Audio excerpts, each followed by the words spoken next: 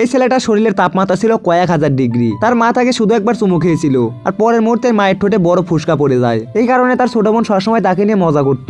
একদিন ছেলেটা রেগে গিয়ে শুধুমাত্র বসার জন্য বিছানায় বসেছিল, আর তখনই সেখান থেকে ধোঁয়া বের হতে থাকে। আর এমন দুর্ঘটনা রোধ করতে ঘরের চারপাশে রাখা হতো ফায়ার নিয়ন্ত্রণের যন্ত্র। ছেলেটাকে খেলার জন্য যে খেলনাই দেওয়া হতো তা 2 মিনিটের মধ্যেই পুড়ে যেত অথবা গলে যেত। এরপরে তো ছেলেটি আইসক্রিম খেতে যায়, কিন্তু ছেলেটার হাতে নেওয়ার সঙ্গে সঙ্গে আইসক্রিমটাই গলে যায়। আর তার এই অদ্ভুত রোগের কারণে আশেপাশের কোনো শিশুরা তার সাথে চলতো না। আর একা থাকতে থাকতে ছেলেটা তখন দুষ্টু হয়ে যায়। সে রাতে বোনের ঘুমানোর সুযোগে তার কাল করা চুল সোজা করে দেয়, এমনকি অন্যের রকেটও তখন গরম করে জ্বালিয়ে দেয়। তখন তো ছেলেটি ধীরে ধীরে বড় হতে লাগলো, আর তার শরীরের তাপমাত্রা তখন বাড়তে লাগলো। এরপরে ছেলেটা যখনই বড় হয়ে যায় তখনই তার মা বাবা একটি মেয়ের সঙ্গে বিয়ে ঠিক করে। তখন ছেলেটির বাবা মেয়ের পরিবারকে সবকিছু খুলে বলে, কিন্তু মেয়ের পরিবার তখন একটুও ভয় পায় না। তখন মেয়েটি রিমোট দিয়ে দেওয়ালে লাগানো এসিটা অন করতে ছেলেটি অনুভব করলো যে তার শরীর ঠান্ডা হয়ে যাচ্ছে।